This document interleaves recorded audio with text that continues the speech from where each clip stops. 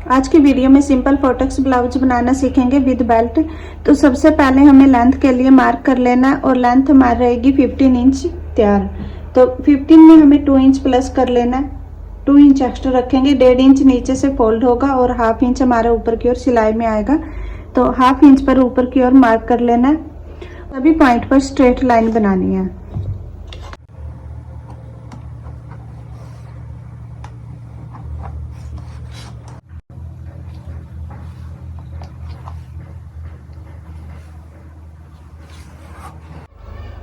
नीचे वाली लाइन पर मेजरमेंट को रखते हुए सबसे पहले शोल्डर के लिए मार्क करेंगे। जितना भी हमारा फुल शोल्डर होगा उसका हाफ लेना है और यहाँ पर मार्क कर देना। तो 12 इंच मेरा फुल शोल्डर रहेगा और उसका हाफ करते हुए 6 इंच पर मार्क करेंगे। उसके बाद आर्म होल के लिए निशान लगाएंगे। तो आर्म होल हमारा रहेगा 7 इंच। 14 का हाफ करते हुए 7 इंच पर मार्क कर लेना है। उसके बाद जो हमने यहाँ पर शोल्डर के लिए मार्क किया था सेम यहाँ पर मार्क करेंगे 6 इंच पर।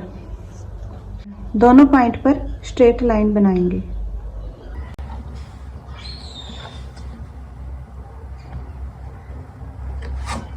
सबसे पहले अपर चेस्ट के लिए निशान लगाएंगे। जितना भी हमारा अपर चेस्ट रहेगा उसका 4th पार्ट लेना और 4th पार्ट में हमें प्लस करना है हाफ इंच। तो जो हमारा अपर चेस्ट रहेगा वो है 32 इंच हमारी अपर चेस्ट है, उसका 4th पार्ट लेना। तो यहाँ पर 8 इंच पर मार्क करेंगे और हाफ इंच प्लस करेंगे।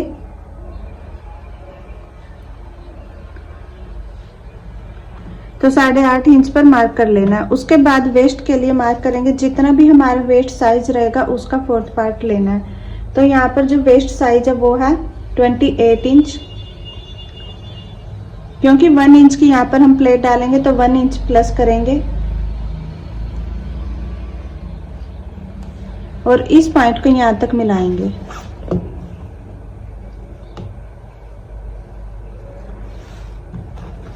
उसके बाद आर्म होल लाइन का सेंटर लेंगे। जो हम ये ड्राफ्टिंग बना रहे हैं ये हम बैक पार्ट की बना रहे हैं। सबसे पहले हम बैक पार्ट की कटिंग करेंगे, उसके बाद ही हम फ्रंट पार्ट की कटिंग करेंगे। तो ये हमारा बैक पार्ट रहेगा। तो बीच सेंटर पर इस तरह से मार्क कर लेने के बाद जितना भी हमारा बैक क्रॉस रहेगा उसका हाफ लेते हुए यहाँ पर मार्क करेंगे। तो जो हमारा बैक क्रॉस है वो है 12.5 इंच। तो यहाँ पर 6.25 इंच पर मार्क करेंगे और उसके बाद यहाँ पर इस तरह से लाइन बनाएंगे। आर्म होल स्केल को लेंगे और इस तरह से राउंड शेप देंगे।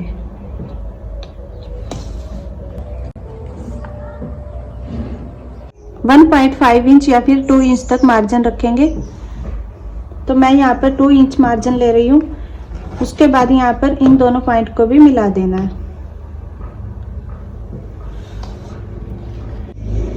जो हमारी वेस्ट वाली लाइन रहेगी इस पर हमें मेजरमेंट को रखना है और इस लाइन का सेंटर लेना है।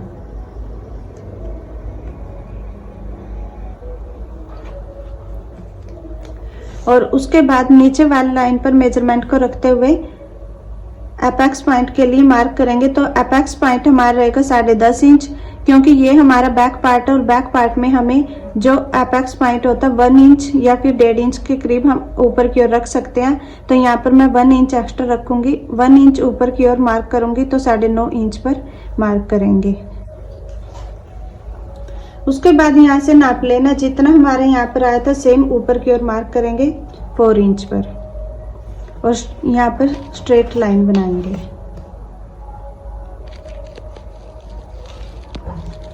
क्योंकि यहाँ पर हम 1 इंच की प्लेट डालेंगे तो 1 इंच, हाफ इंच इस साइड और हाफ इंच इस साइड, इस तरह से निशान लगाएंगे और यहाँ तक मिलाएंगे। इस तरह से मिला देना है। नीचे की ओर हमें स्ट्रेट में मिलाना है। इस तरह से हमें प्लेट को नहीं मिलाना है। तो इस तरह से रखेंगे।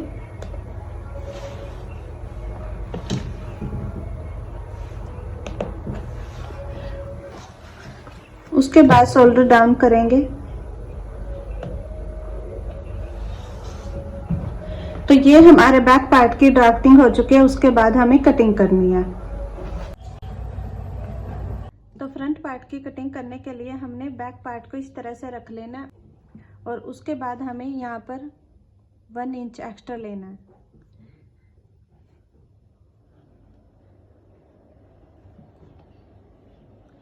वन इंच यहाँ पर और यहाँ नीचे की साइड 1.5 इंच एक्स्ट्रा लेंगे। और उसके बाद जो हमने नीचे की ओर मार्जिन रखा था उससे हमें मेजरमेंट को इस तरह से रखना है और यहाँ पर 4 इंच नीचे की ओर मार्क कर देना है।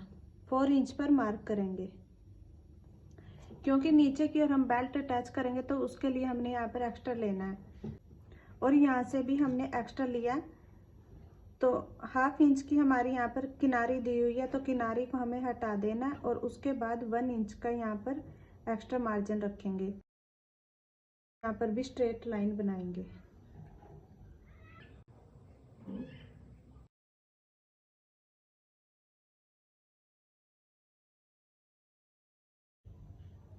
और सेम हमें यहाँ पर इस तरह से मार्क कर लेना है।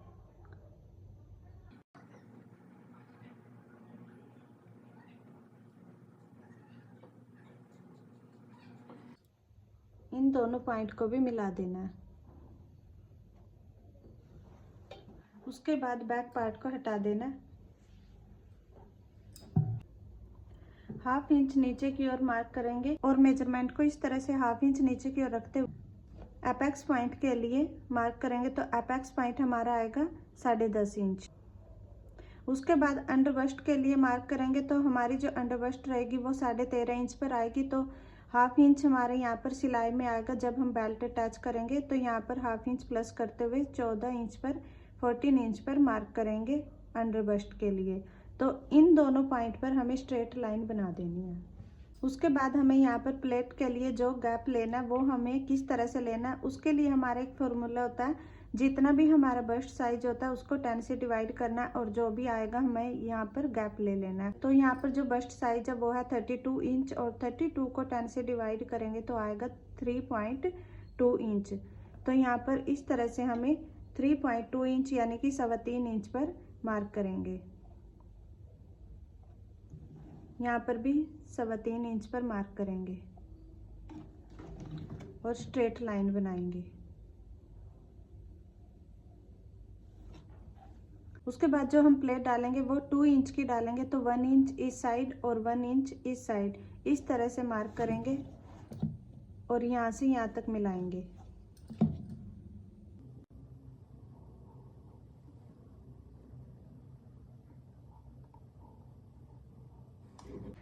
एक प्लेट हमने डाल लिया। उसके बाद यहाँ पर हमें प्लेट डालनी है और एक प्लेट हमारी यहाँ पर आएगी और एक प्लेट हमारी जो स्लीव्स के लिए यहाँ पर आएगी। तो उसके बाद हमें जो ये गैप लेना है, ये गैप हम रखेंगे 2 इंच।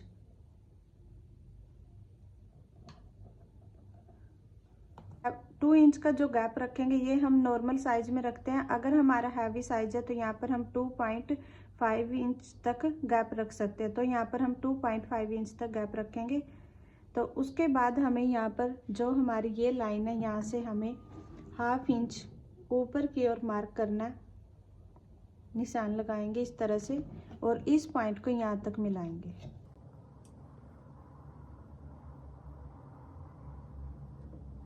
जो हमारी ये प्लेट आएगी ये हम 1 इंच की डालेंगे।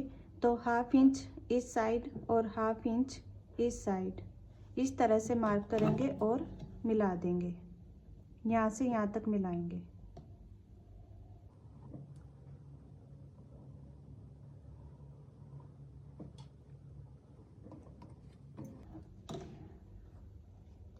उसके बाद यहाँ पर भी 2 इंच पर मार्क करेंगे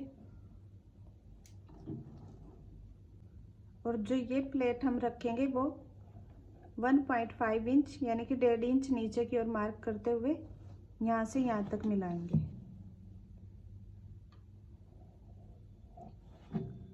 और जो ये प्लेट डालेंगे वो हम डालेंगे 1/2 इंच या फिर 1.25 इंच तक। तो यहाँ पर इस तरह से हाफ इंच के करीब प्लेट डाल लेंगे। तो इस तरह से मार्क करेंगे और दोनों पॉइंट को मिला देंगे इस तरह से। 3 प्लेटें हमारी डल चुकी हैं। उसके बाद हमें जो ये आर्म होल वाली प्लेट डालनी है वो हम किस तरह से डालेंगे। तो सबसे पहले हमें यहाँ पर जो हमारा आर्म होल आया था यहाँ पर वो हमने लिया था 7 इंच। तो इस तरह से स्ट्रेट लाइन बनाएंगे। जो हमने यहाँ पर शोल्डर लिया था सेम यहाँ पर मार्क करेंगे 6 इंच पर और इस तरह से मिला देंगे। और उसके बाद हमें यहाँ से प्लेट को डालना है। तो यहाँ पर भी हमें प्लेट का गैप रखना है 2 इंच और इस तरह से मिलाएंगे। यहाँ पर हमने 1 इंच एक्स्ट्रा लिया था तो वो हमने इस प्लेट के लिए लिया था। तो यहाँ पर हमें हाफ इंच 1 इंच की प्लेट डालनी है। तो हाफ इंच इस साइड और हाफ इंच इस साइड इस तरह से मार्क करना और इस तरह से मिला देना। इस तरह से हमारी चारों प्लेटों की मार्किंग हो चुकी है। उसके बाद हमें फैब्रिक को कट कर लेना है।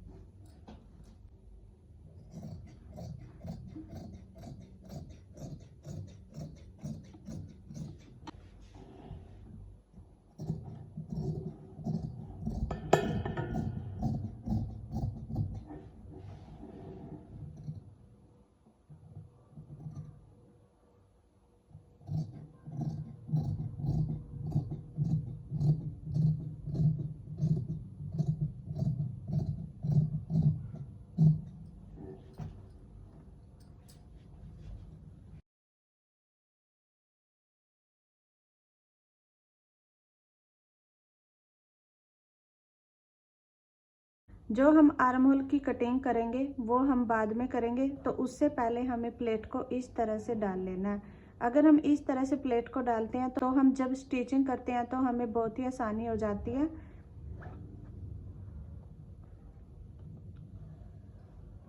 तो इस तरह से फोल्ड करेंगे और यहाँ पर ऊपर की ओर हमें इस प्लेट को डालना और उसके बाद प्रेस कर देनी है।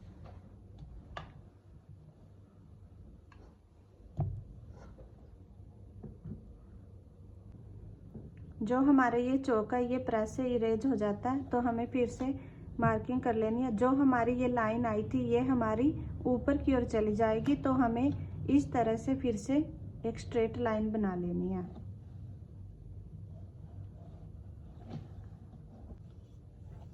और उसके बाद इस लाइन का सेंटर लेना है 3.5 इंच। फ्रंट क्रॉस के लिए मार्क करेंगे। तो फ्रंट क्रॉस हमारा था 12 इंच। तो यहाँ पर 12 इंच पर ही मार्क कर देना है। और उसके बाद आर्म होल स्केल लेंगे, इस तरह से रखते हुए राउंड में शेप देंगे।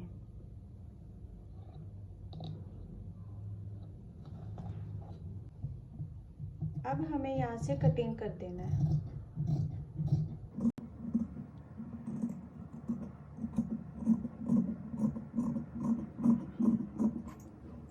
तो इस तरह से हमें यहाँ पर कटिंग कर लेनी है। उसके बाद इस प्लेट को भी हमें ऊपर की साइड फोल्ड कर देना और यहाँ पर भी प्रेस करनी है। यहाँ से एक्स्ट्रा कपड़े को कट कर देना है।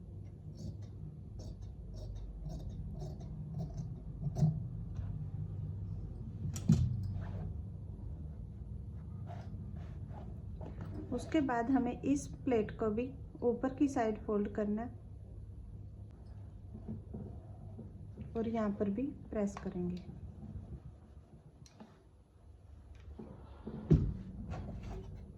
और उसके बाद यहाँ से इस तरह से स्ट्रेट लाइन बनाएंगे।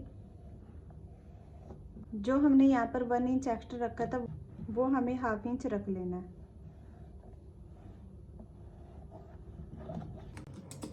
तो कटिंग करेंगे।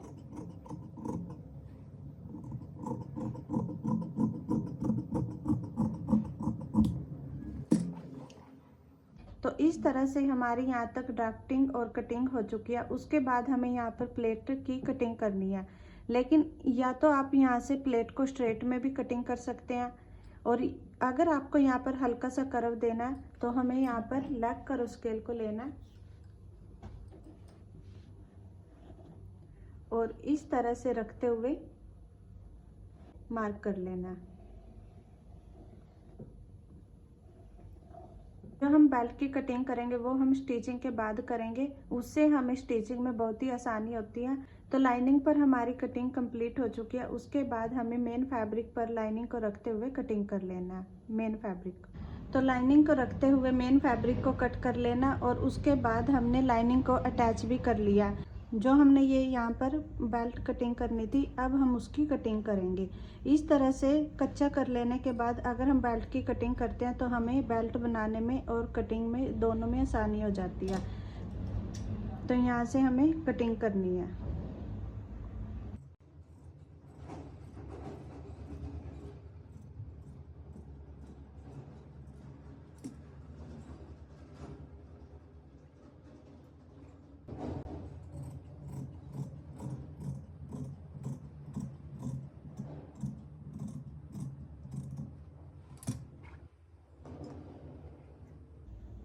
तो देखिए इस तरह से हमें बेल्ट की कटिंग करनी होती है। तो इस तरह से हमारे कंप्लीट ब्लाउज की कटिंग हो चुकी है।